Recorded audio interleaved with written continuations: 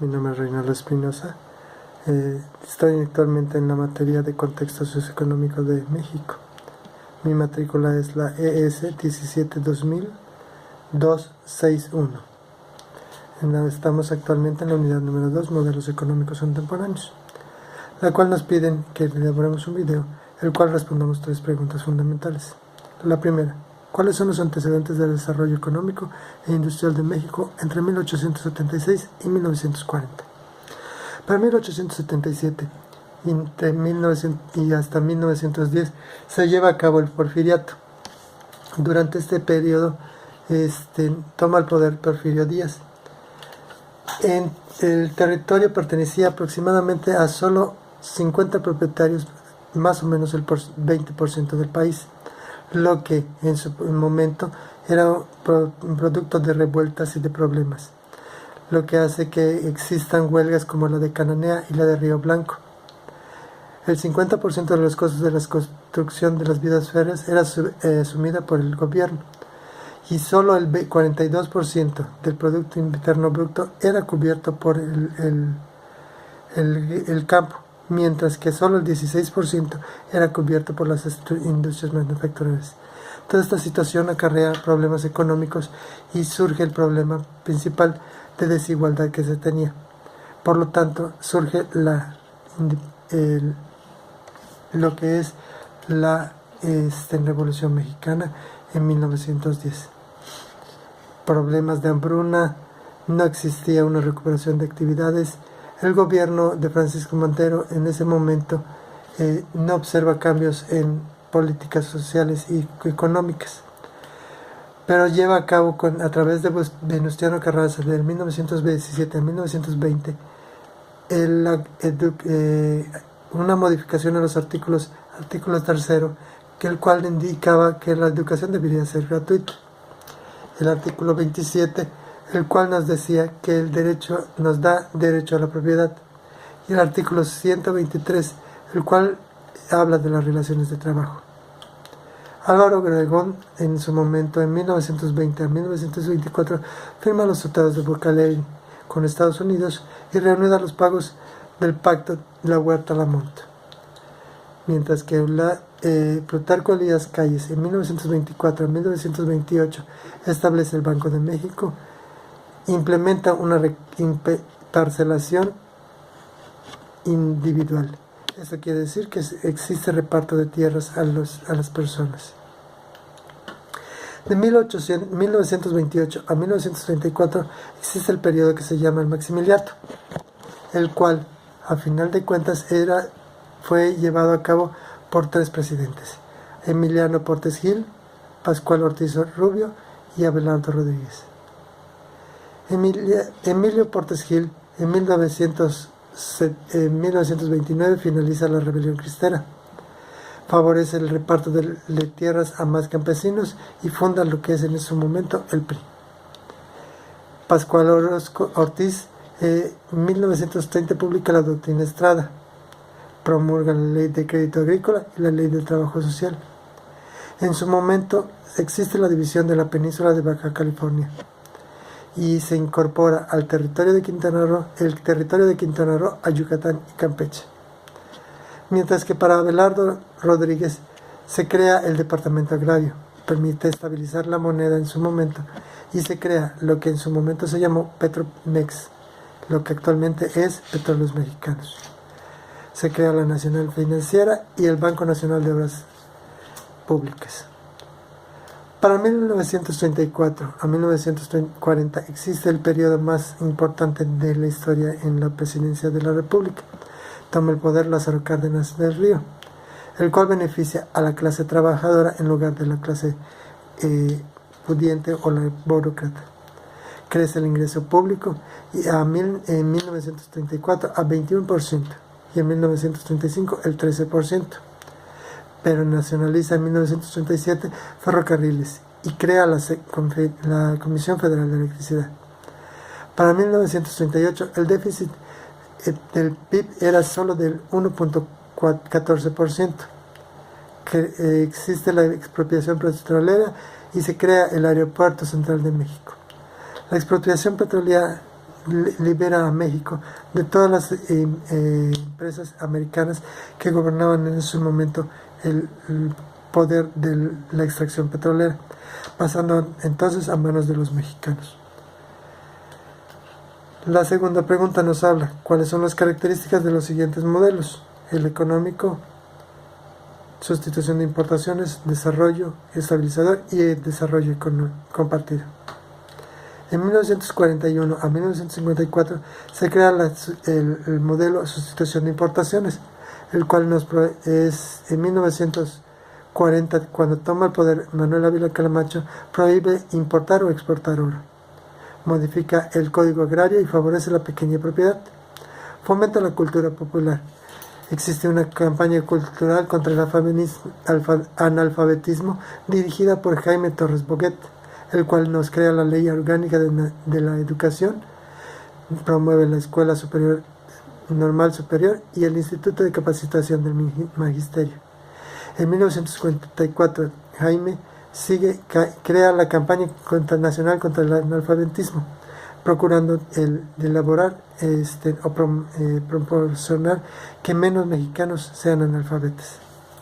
Estos fueron los principales avances de Manuel Ávila Camacho. Mientras que en 1946 a 1952 Miguel Alemán Valdés consolidó la CTM, el PRI, y apoya a agricultores de cultivos comerciales. Después tenemos en 1954 a 1970 el desarrollo estabilizador, o lo que fue llamado el milagro mexicano. ¿Por qué razón? Porque se lograron establecer una paridad peso-dólar muy estable durante más de 12 años. Esta estabilidad de precios se logró con Antonio Ortiz Mena. También se logró la productividad laboral, la cual aumentaba la inversión bruta fija de 14.1 a 18.5%.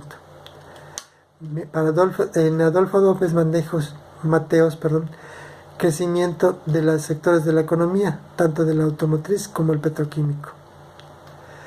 Pero desafortunadamente se creó el proteccionismo, el cual acentuaba el déficit fiscal, produce impuestos a los habitantes y mantiene tasas de crecimiento. Combate la inflación, sí, pero no mucha. Controla las importaciones y favorece la industria nacional y mantiene la estabilidad cambiaria peso-dólar. En este momento se da prioridad a las industrias mexicanas, las cuales en su momento no tenían competencia del extranjero, por lo que no decidieron mejorar ni agrandar sus expectativas. Lo que se vendía, lo que se producía, se tenía que comprar en México, porque no se podía importar absolutamente nada del exterior, ya que se crearon impuestos arancelarios muy grandes. El sector Gustavo Díaz Ordaz siguió fomentando el sector industrial y las empresas maquiladoras, pero desafortunadamente creó una ley en la cual permitía al Estado la inversión para salvar de la quiebra a las industrias. En este caso apoyó a la industria Ayotla Textil, la Toyota de México, Grupos Altos Hornos de México, Compañía Industrial Atlquense y Textil Laneras, entre otros. Este proyecto terminó, como les dije, en 1970 y empezó el desarrollo compartido, el cual empieza con Luis Echeverría Álvarez. Definitivamente, en este periodo colapsa la economía del país. Las luchas campesinas y el sindicalismo obligan a muchas situaciones. Aunque crea el puerto de altura en Lázaro Cárdenas en Michoacán y el puerto en Chiapas en Maneros y también el Instituto Mexicano de Comercio Exterior, no son suficientes las aportaciones, por lo que tiene que firmar la carta de intención con Estados Unidos, la cual establece con el Fondo Monetario Internacional, el cual establece restricciones a los aumentos salariales, austeridad del gasto público, aumento de las tarifas del servicio público y disminución del déficit fiscal, entre otras razones. Por lo que en su momento, cuando José López Portillo toma la presidencia en 1976 a 1982, se ve atado de pies y manos. Aunque promete a los empresarios alianza a la producción, esta definitivamente no se logra. en su momento se descubren importantes yacimientos de petróleo, lo que proporciona un fuerte alivio a la presidencia, pensando que este petróleo sería inagotable y los precios que se proporcionaban en su momento eran muy importantes. A final de cuentas se endeuda drásticamente el gobierno mexicano, por lo que cuando el momento de que los precios del petróleo empiezan a caer, la presidenta de la República no se vio más que obligada a hacer una devaluación, y una devaluación importante del peso frente al dólar. Aunque promulga la ley de amnistía, las relaciones restablece las relaciones con España, las políticas de reforma fiscal y monetaria no son suficientes para poder solventar todos los problemas. Aunque también modifica las políticas comercial, salarial y agropecuaria y el fomento a la inversión extranjera, esta situación se agrava cada vez más, logrando con ello una crisis y una devaluación estrepitosa. La tercera pregunta nos indica: ¿qué impacto han tenido las políticas económicas en los procesos de industrialización, crecimiento y desarrollo del país en la actualidad? Yo pienso que estas políticas en su momento fueron muy importantes, pero desafortunadamente nunca fueron llevadas correctamente a cabo, por lo que, aunque trataban de consolidar y una igualdad en los habitantes con respecto a las personas de muy altos recursos, nunca se logró. Desafortunadamente siempre hemos valido a través del petróleo, tratando de subsanar la economía política o la economía del país en las ventas petroleras. Este petróleo cada vez va más en picada, como vimos en su tiempo. Desde esos momentos existían problemas o caídas del precio del petróleo ante los competidores internacionales, y cada vez con las nuevas formas emergentes de hidrocarburos, o de más bien de cuestiones energéticas, cada vez el petróleo es más desplazado, lo que hace que nuestra política siga siendo atacada drásticamente, fuertemente, y nunca se proporciona un verdadero desarrollo económico en cuestiones industriales y de manufactura, que son muy importantes en México. Se descuidó totalmente el agro, el cual en su momento, en el momento del porfiriato, era muy importante y proporcionaba prácticamente la mitad del dinero que el gobierno podía ejercer. Esta fue mi intervención. Muchísimas gracias y que pasen buenas noches.